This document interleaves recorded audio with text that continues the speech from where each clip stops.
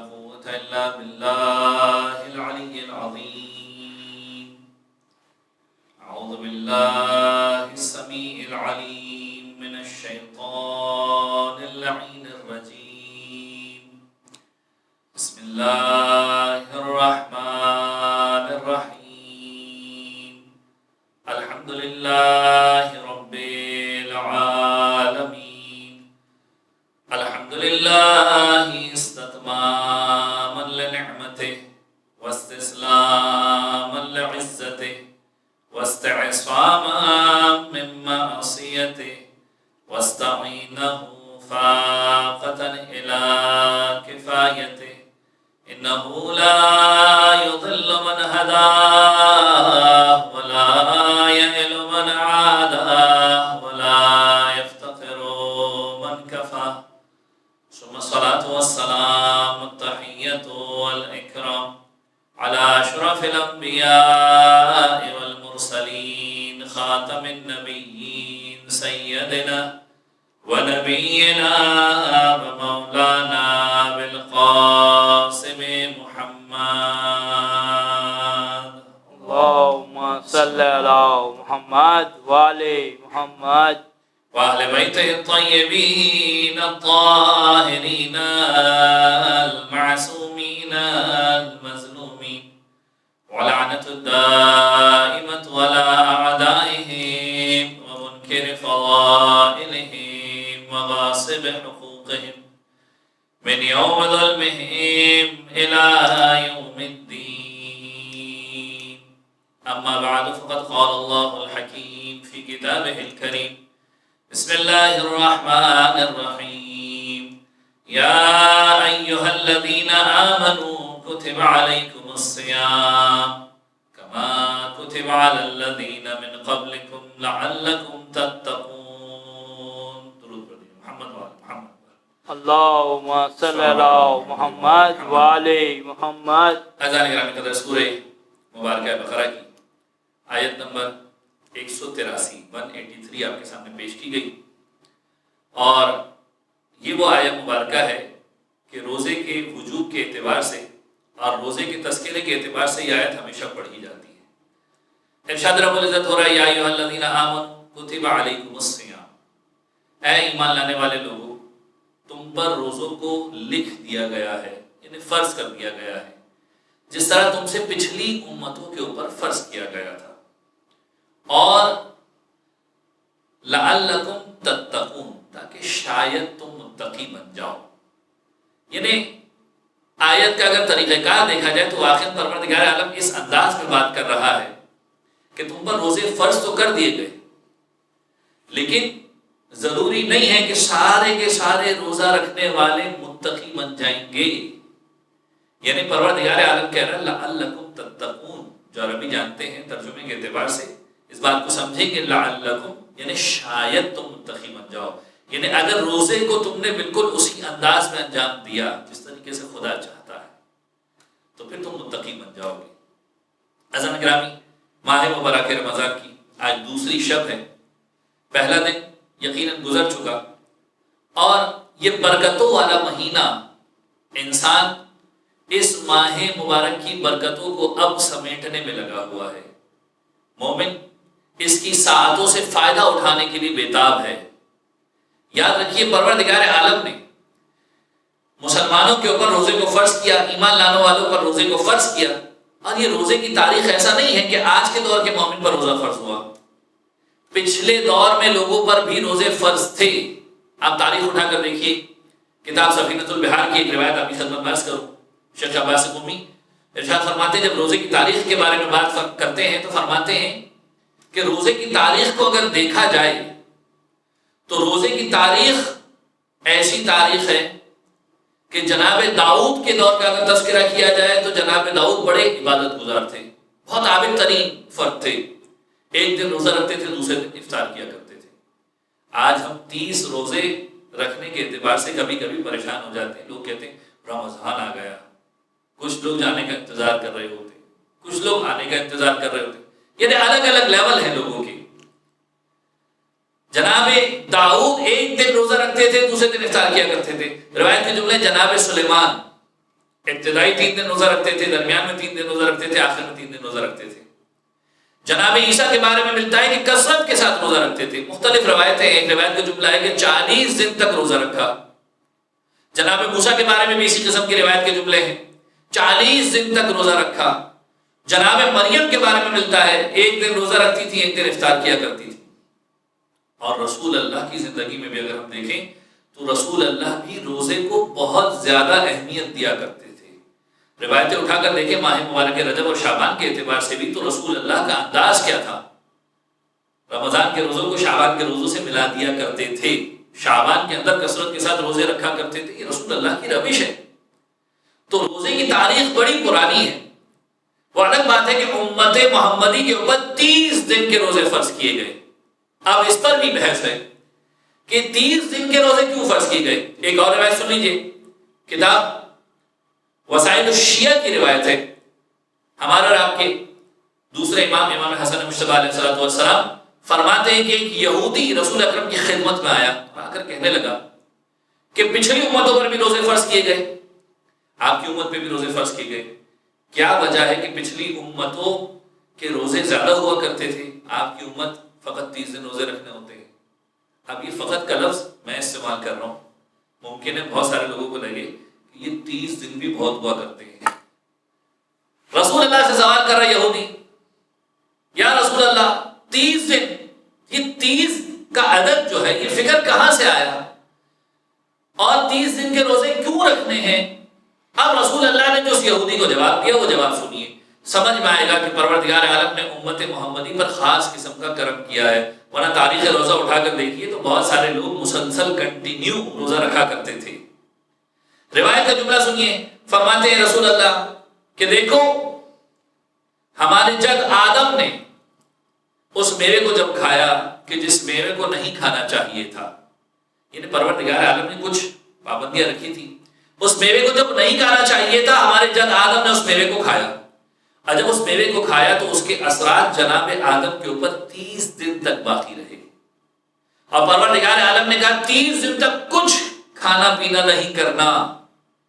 رسول اللہ فرماتے ہیں کہ میری امت پر پروردگار عالم کا خاص فضل ہے کہ رات کو تو کھانے کی اجازت ملتی ہے، یعنی کم سے کم افطار کا موقع تو ملتا ہے، 12-14 گھنٹے کا روزہ ہوتا ہے، اس کے بعد افطار کا موقع تو ملتا ہے۔ رسول اللہ فرماتے ہیں یہ فضل الہی ہے، اور 30 دن کے بعد جناب آدم پر سے اس غذا کے اثرات ختم ہونا شروع ہو گئے تھے، اسی لیے پروردگار عالم نے میری امت کے اوپر 30 دن کا روزہ واجب کیا۔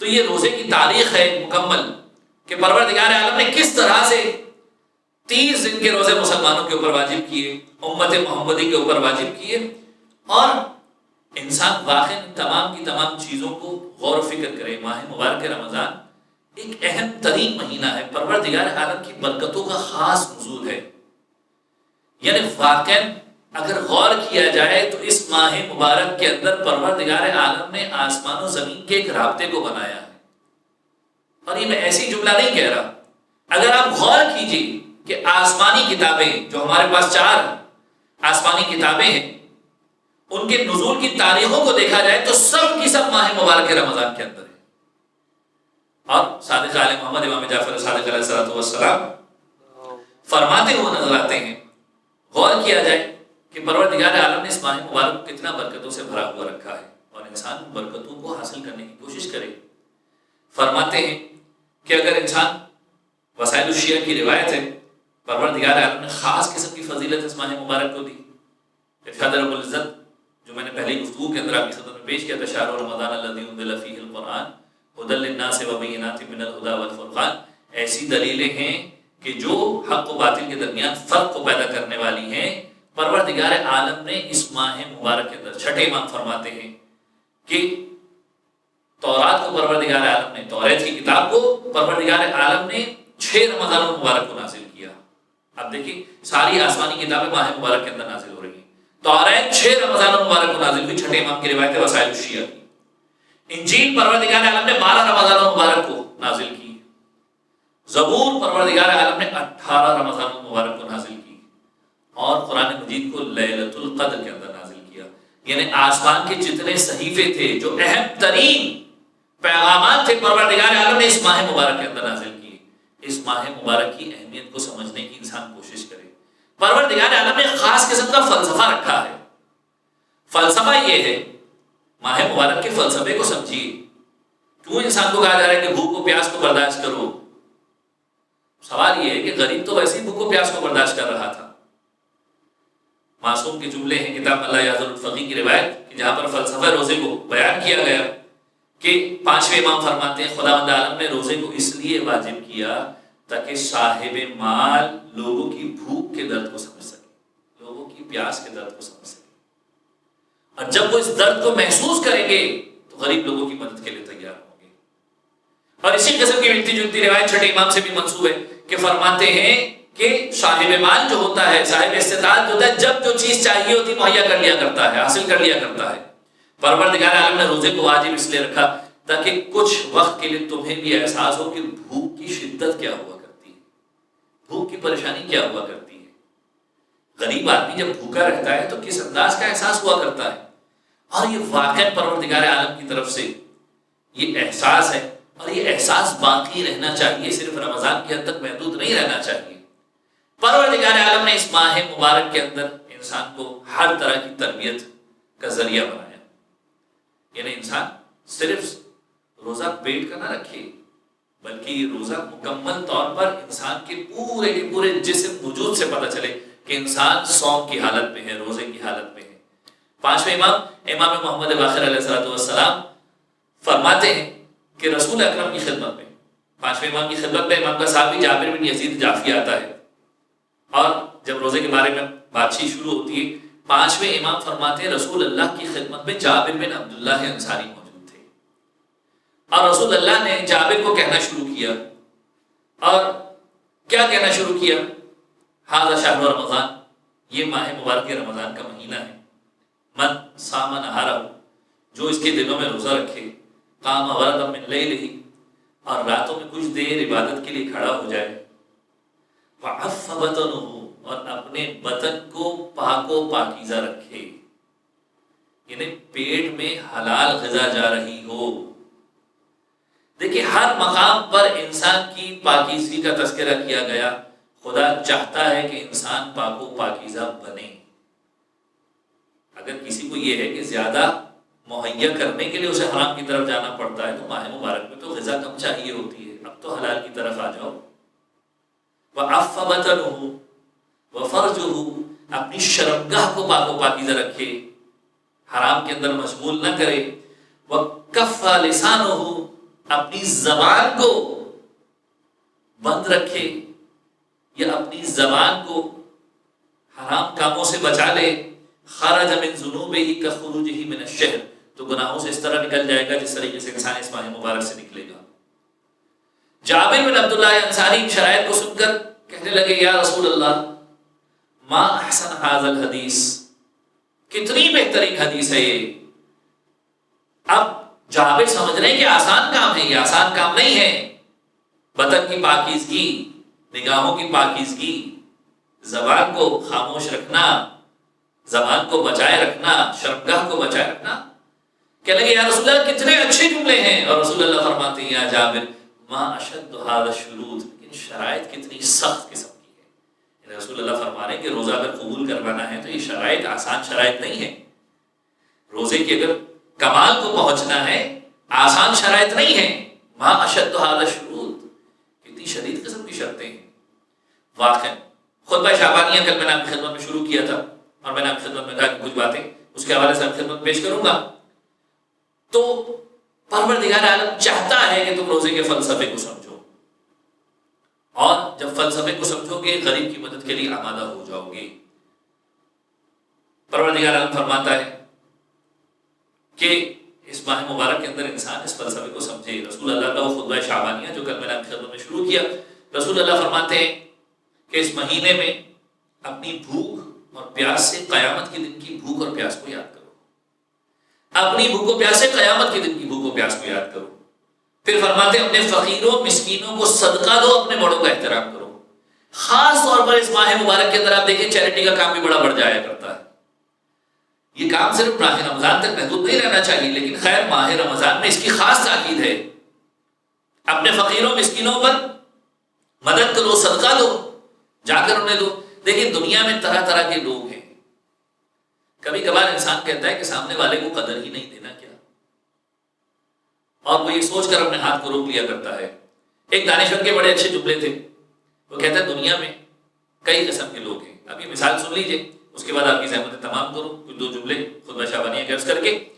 دانشور کہتا ہے دنیا میں طرح طرح کے لوگ ہیں، اور پھر مثال دیتا ہے کہ مثال ایسی ہے کہ ایک درخت ہے کہ جس کے اندر پھل موجود ہیں اور شاخیں بڑی بڑی ہیں، سایہ دینے والا درخت ہے، پھلدار درخت ہے۔ کچھ لوگ ایسے ہوتے ہیں جو اس کے نیچے آتے ہیں، بیٹھتے ہیں، سائے کے اندر بیٹھتے ہیں، کڑکتی دھوپ کے اندر سائے کو حاصل کرتے ہیں اور اس درخت کے پھلوں سے فائدہ اٹھاتے ہیں، اور فائدہ اٹھانے کے بعد کچرا بھی وہیں چھوڑ جاتے ہیں، دامن کو جھٹک کر وہاں سے چلے جاتے ہیں گندگی پھیلا کے۔ اب یہ ایگزامپل آپ جب دیکھیں گے، مثال دیکھیں گے، تو سمجھ میں آئے گا دنیا میں اسی قسم کے لوگ ہیں۔ پھر کہتا ہے دوسرے کچھ ایسے لوگ ہوتے ہیں جو آتے ہیں، سائے سے فائدہ اٹھاتے ہیں اور پھل بھی کھاتے ہیں، اور پھر یہ سوچتے ہیں کہ یہ فائدہ کسی اور کو نہیں ملنا چاہیے، اسی درخت کی شاخوں کے اوپر وار کرنا شروع کر دیتے ہیں۔ انہیں جو محسن بنتا ہے، جو ان کے اوپر احسان کرتا ہے، اس کو نقصان پہنچانا شروع کر دیتے ہیں۔ آپ کو دنیا میں ایسے قسم کے لوگ ملیں گے، آپ صرف ان مثالوں کو اپنے ماحول کے اوپر بٹھا کر دیکھتے چلے جائیں۔ پھر کہتا ہے تیسرے لوگ وہ ہوتے ہیں جو آتے ہیں، پھل بھی کھاتے ہیں، سائے میں بیٹھتے بھی ہیں، اور اٹھنے کے بعد لوگوں کو جا کر خبر کرتے ہیں دیکھو کتنا بہترین درخت ہے، جا کر اس کے سائے میں بیٹھو، اس سے فائدہ اٹھاؤ، میٹھے پھل کھاؤ۔ جب خود فائدہ اٹھا رہے ہیں سب کو بتا رہے ہیں۔ چوتھے لوگ وہ ہوتے ہیں کہ جو آ کر بیٹھتے ہیں، پھل بھی کھاتے ہیں، سائے میں بھی بیٹھتے ہیں، اور کہتے ہیں کہ اگر یہ سائے دار درخت ہے، پھل دار درخت ہے، اگر اس کی حفاظت کی جائے تو اس کی زندگی لمبی ہو جائے گی، بہترین طریقے سے دوسروں کو پھل دے سکے گا، تو کیوں نہ کوئی ایسا کام کر دیا جائے کہ اس کی جڑیں اور مضبوط ہو جائیں۔ آپ دیکھیں کہ دنیا میں اسی قسم کے لوگ ہوں گے، کچھ ایسے ہوں گے جو آپ سے فائدہ اٹھائیں گے، دامن جھاڑ کے چلے جائیں گے، کچھ ایسے ہوں گے جو آپ سے فائدہ اٹھانے کے بعد آپ ہی کو نقصان پہنچائیں گے، کچھ ایسے ہوں گے جو آپ سے فائدہ اٹھا کر سب کو خبر دیں گے کہ یہاں سے فائدہ ملتا ہے، اور کچھ ایسے ہوں گے کہ جو آپ سے فائدہ اٹھانے کے بعد یہ سوچیں گے کہ اس کے ساتھ ایسی کیا نیکی کی جائے کہ اس کی نیکیوں کا سلسلہ باقی رہے۔ یہ دانشور کے جملے ہیں۔ میں کہتا ہوں ایک جملہ اور اضافہ ہونا چاہیے، یہ میرا اپنا تخیل ہے کہ یہ تو چار قسم کی کیفیت ہے، کیوں نہ کوئی ایسے درخت کی مانند بن جائے جو سب کو سایہ دینے والا بنے۔ اور اہل بیت علیہ السلام کی اگر تاریخ اور سیرت کو اٹھا کر دیکھا جائے تو اہل بیت علیہ السلام کی مثالیں اس درخت کی مانند تھی جو سب کو سایہ دیتے تھے، کسی سے کچھ نہیں مانگتے تھے۔ لا نريد منكم جزاء ولا شکورا، نہ جزا مانگتے تھے نہ شکر مانگتے تھے، فقط اور فقط کھلاتے بھی تھے تو پروردگار عالم کی خوشی کی خاطر، یعنی صرف وجہ اللہ کی خاطر، پروردگار عالم کی خاطر نیکیاں کیا کرتے تھے۔ ہمیں اس پانچویں کردار کی طرف جانا ہے۔ سوچئے جب مقصد بڑا ہوتا ہے تو پھر انسان اس کے قریب جا کر ہوگا کرتا ہے، جب مقصد وہ ہوگا تو کم سے کم چوتھی سچویشن کے اوپر آئیں گے۔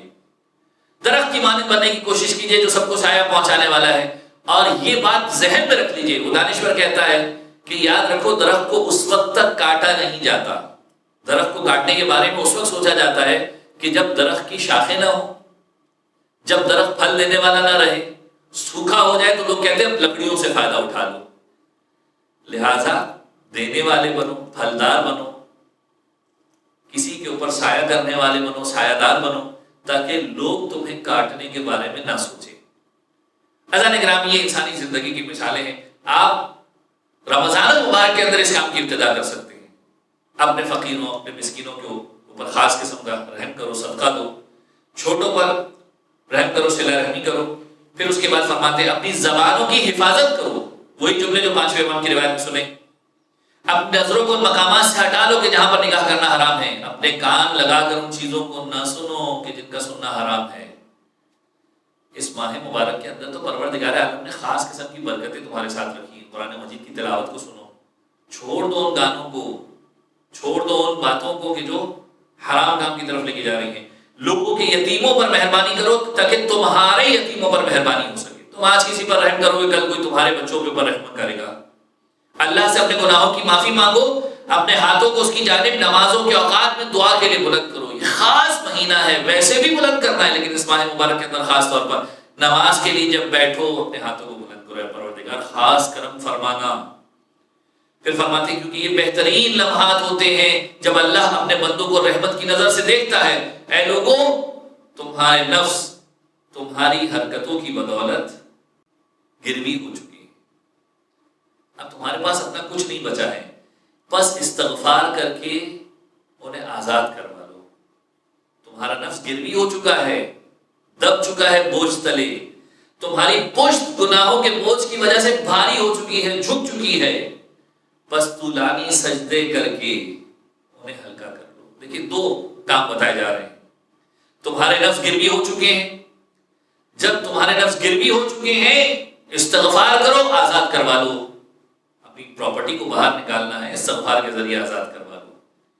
تمہاری پشت گناہوں کے بوجھ سے بھاری ہو چکی ہے، طولانی سجدے کر کے اسے ہلکا کر لو، اور جان لو کہ پروردگار عالم اپنی عزت کی سچی قسم کھا کر کہتا ہے کہ نمازیوں اور سجدہ کرنے والوں پر عذاب نہیں کرے گا اس دن کہ جب تمام لوگ خدا کے حضور کھڑے ہوں گے، انہیں آتش جہنم سے نہیں ڈرائے گا۔